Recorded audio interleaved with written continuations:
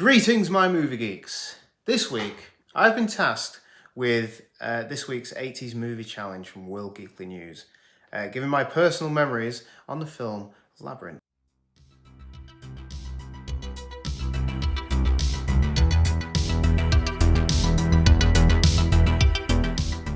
Written by Dennis Lee and Jim Henson, whom also directed it. The screenplay was written by the late great Terry Jones, and it starred the legend that is David Bowie. It's a film that is filled with humour, stakes, and some brilliant memorable music from Bowie himself.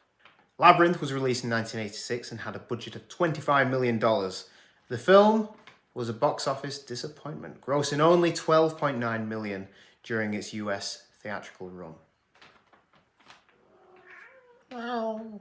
The film opens with some dodgy 80s CGI. A dodgy, blocky owl that flies around the black screen, introducing the credits, when seamlessly cut into a real white barn owl. The owl begins to watch a 16-year-old Sarah, played by every adolescent boy's crush, Jennifer Connelly, who is reciting a passage from her book, The Labyrinth, with her dog Merlin watching on. Realising she is late to babysit her half-brother Toby, she rushes home, and once her father and stepmother leave, she realises Toby has been in her room playing with one of her stuffed toys, Lancelot. This, along with the fact that she isn't listened to by her parents, Toby's crying, she isn't very happy. Sarah wishes that the Goblin King would come and take him away. One of the setups is that she can't remember exactly the words from the book. The opening sees her reciting the words but getting it wrong and having to check. And then when she's wishing for Toby to be taken away, she makes a mistake. And then we get the reveal of the goblins awaiting in the darkness for her to say the correct words. Say, I wish. I wish. She's going to say it. Say what? You shut up. Listen, she's going to say the words. I can bear it no longer. Goblin King, wherever you may be, take this child of mine far away from me. Oh, that's not it. Excellent, that rubbish. It doesn't even start with I wish. Jim Henson's Creature Shop succeeds here, again, in creating some of the most exceptional goblins that are both scary and funny. Toby disappears and is replaced with a goblin. This scene is brilliant as it treads the 80s fine line of having actual scares in a PG film. It builds to a crescendo of the barn owl bursting through the window. Father Christmas has just died. Bursting through the window and transforming into Jareth, the Goblin King.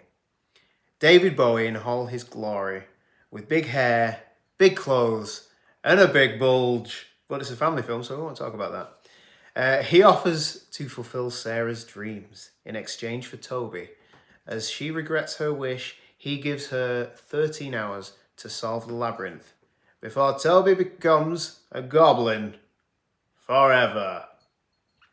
The design of the labyrinth is so imaginative that each act seems to take place in a different world. From the Goblin Village, which is almost like a medieval village, medieval town, to the junkyard and the higgledy-piggledy stone maze, to the bog of eternal stench. And then we even get an MC Escher-inspired final showdown. It's fantastic. The film does not really stop. There's no lulls or in momentum as Sarah travels through the labyrinth, meeting colourful characters and making new and old friends along the way. It's a journey that we've all made, from the sexual awakening illusions, growing up, at the same time as holding on to your childhood. Everything is touched upon. The characters in the film are all colourful and different. From Hoggle, who is played by Brian Henson, voiced by Brian Henson, peeing into a pond and killing fairies, to a very helpful Cockney worm who offers Sarah a cup of tea and suggests that she goes that way. If she'd have kept on going down that way, she'd have gone straight to that castle. Ludo, a rock-calling monster, and Sir Didymus, an anthropomorphic fox who rides on the back of an old English sheepdog called Ambrosius. join Sarah on the quest to get to the castle and save Toby. The whole of the labyrinth is full of imagination, from the two riddling doors and the tunnel towards the oubliette that is filled with helping hands. It's a mind fuck that keeps on giving. There is one part that I don't feel works though, and it might work for you. For me, I always found it quite jarring. The Fireys, who were strange blanket creatures, bright orange red, and seem to enjoy removing their limbs and heads. It's funny, but it's a little disturbing when you're a young kid, I think, especially when they try and take Sarah's head off and don't stop when she says no. The final showdown is superb, mentioned earlier. They recreate MC Escher's Relativity, with Toby crawling up and down the stairs, with Sarah always 2 steps behind. Probably over there though. Jareth watches on, singing Within You, and this works so well. Everything falls down. And again, the visuals of the stairs and the walls floating around both Sarah and Jareth is amazing. And then he confronts her, and I apologise for my acting. Everything that you wanted, I have done. You asked that child be taken, I took him. You cowered before me, I was frightening. I have reordered time. I have turned the world upside down, and I have done it all for you. I am exhausted from living up to your expectations of me. Isn't that generous? I ask for so little. Just let me rule you, and you can have everything that you want. I suppose you have to be Bowie to pull that off. No, I tried. Don't blame me. It's sad that the film wasn't as well received as it is thought of today. It's a great kids' film that doesn't coddle the audience. It does produce some scares, and I'll admit that when I was younger, there were moments that made me jump. Mostly the Fireys.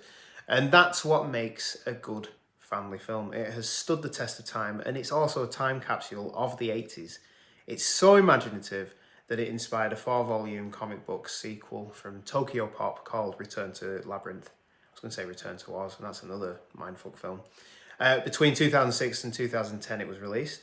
And there's even talk of a sequel spin-off movie set in the same universe in the works, but I don't know how that would happen without Bowie. What I think completely escaped me when I was younger was that Jareth didn't just want another child turned into a goblin. I've got 3, you can have them. But he also wants Sarah. As the film goes on, it becomes more about him wanting her than wanting a baby. He's trying to trip her up at every step, set her back and reducing the time and sending out poison peaches. But he did sing some very, very catchy songs. And I think that's what made the character of Jareth so compelling. He seems lonely, and I feel that Bowie brought that to the role. And I've mentioned that his songs are extremely catchy. I've listened to the soundtrack a lot recently. Sarah finally remembers the exact words to release her from the labyrinth.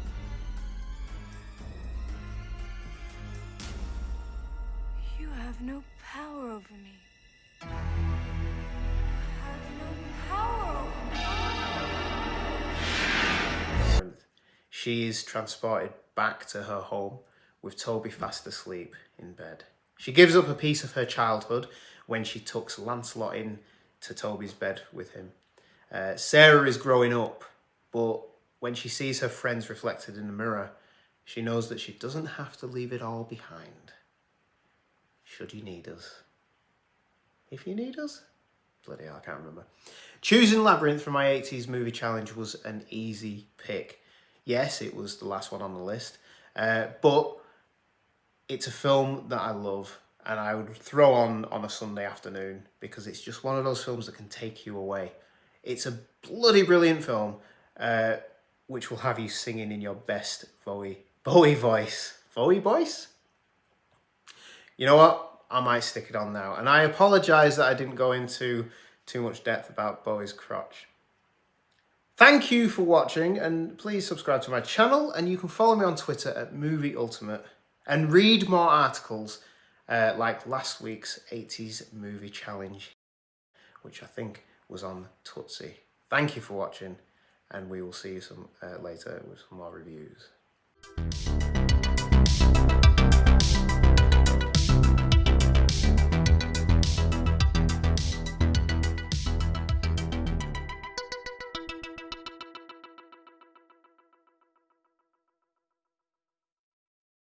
What are you doing?